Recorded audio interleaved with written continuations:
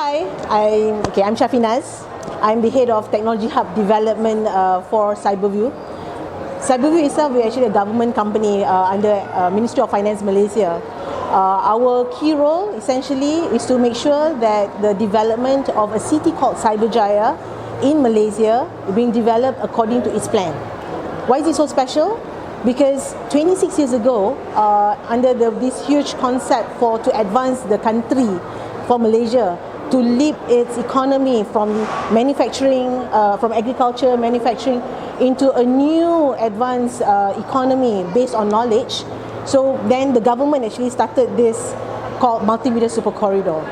And how to do that is actually, back then actually of course they don't use the word digitalization, but it's more of information technology, right? So because of that, it's more of to attract technology companies. Yes, we started off with big companies called the MNCs to start the new technology, their investment into this new place. As big as about 7,000 acres. There's no population back then, but to start totally a new economy. So what you see today, very vibrant. So in order for you to witness this vibrancy, do come to Cyberjaya, because you get to see the content inside the city. Sometimes we don't talk about it a lot nowadays, the phrase multimedia super corridor. But when Cyberjaya was instituted, it was supposed to be the heart of the MSC. And the MSC was a dream since the last century of where we should be now. And it was very forward thinking in many, many ways. Malaysia was one of the only countries outside the developed nation that were already thinking of ICT as an enabler. And that later built the platform for what we're doing now, like AI, big data, and all this. So from that early understanding, we now have a generation that is already straight away born into the 21st century. How would be the role of Cyberview in moving up the expectations of Cyberjaya to the new, younger, internet savvy, smartphone savvy, social media savvy generation that has never known MSC, has never known how Cyberjaya was actually palm oil estates and all that. This was straight away born, if I can put it crudely, into the success of Cyberjaya already.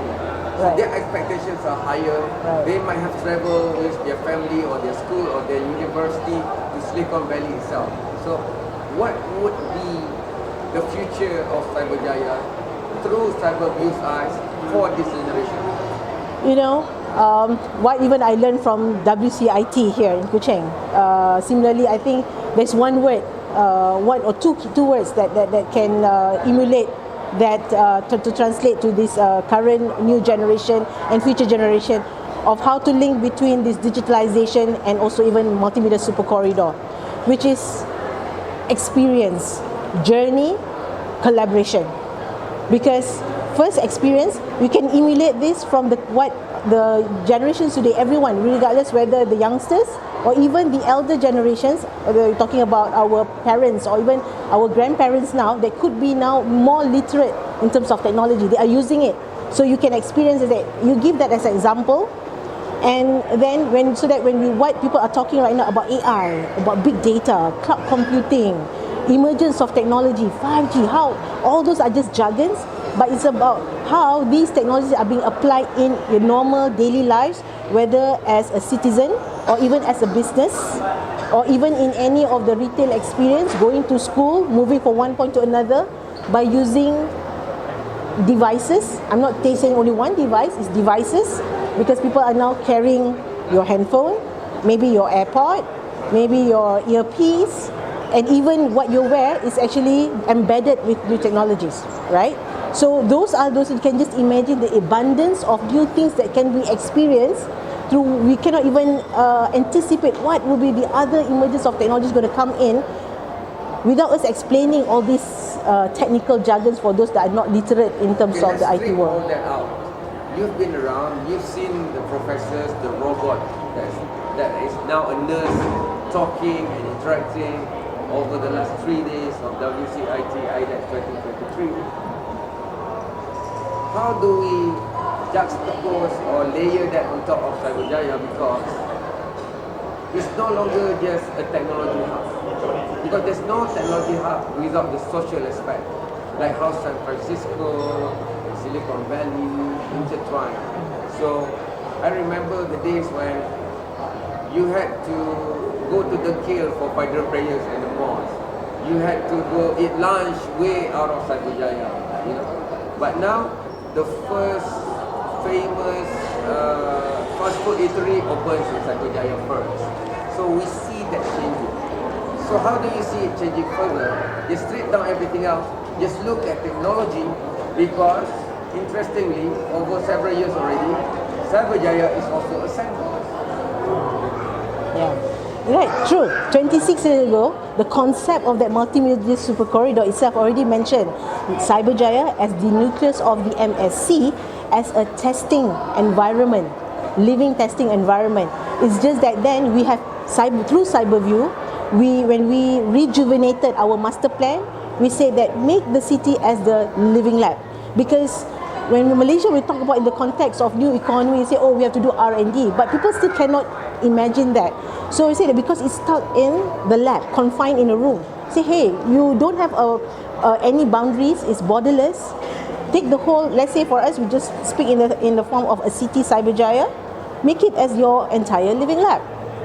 But it should not just stop as a living lab, a lab. It's then a living lab that lives throughout, that you cannot even feel the experience that you are being tested. Is that why it's also a sandbox like for drones? When we first championed this Cyberjaya, the first drone testing zone is in Cyberjaya for Malaysia, because concurrently, when Aerodyne, back then they were still small, but you know, as a local homegrown, we say that, hey, you will be able to create the value being part of Cyberjaya. How is that going to be? Because then, okay, what are your challenges that, you know, we will try to facilitate. But we say Cyberview will play its role, part of it, but it's not entirely Cyberview. There are all the other players, stakeholders, which is like the likes of those authorities, right? The Civil Aviation Authority or the ministry relevant of the transportation and all that. But you know, because of that, the likes of Aerodyne, you know, they just don't look at themselves as a drone company. They look at themselves as a data company. But people cannot say, how can drone and data comes along together? How does this be applied in normal daily lives? Because people don't see it, will be impacting industries. You start off with aviation industry. Secondly, then you will start off, the next one will be what? Agriculture industry. So in short, in Cyberjaya, things are not just literal. You know, you see things from so many ways, and it's all working for the future. And it leads Malaysia into a... Because you know, we are looking for that end direction, high income country and all that. Drones. I'm sure there are many more exciting things. Currently, we are looking at let's say, very simple in our normal daily lives is transportation. We want to go from one point to another. The evolution of transportation from vehicles right up even to the experience, right? When you talk about vehicles, from the ICE combustion engine, petrol, and now we're talking about electric vehicle, right? So people only know all these brands. Tesla, one example. It's confirmed, like Tesla is in Cyberjaya. It is confirmed. We already opened up the first center. There will be another center opening up end of this year, inshallah. So by having the brand of Tesla, it's not just about them being here. They are a technology company. It aligns with Cyberjaya. But it's more of what else do they bring, right? We talk about the other, building the talent. Talent means, you know, abundance of definition can come with the words of talent, and it's not just at universities or even fresh graduates. We talk about even the future generation at the STEM level. The kids need to be exposed. This is where even Cyberview, we got a series of programs, what we call the Cyberview Living Lab program. One of it is a talent pillar. We look into STEM program. We work with the ministries or the private sector to provide the extracurricular not from the normal academic, but giving that experiential for this future generation to be exposed and understand, and they can work out beyond their creativity and to see and discover what will be their other talent that they'll be ready for their future living.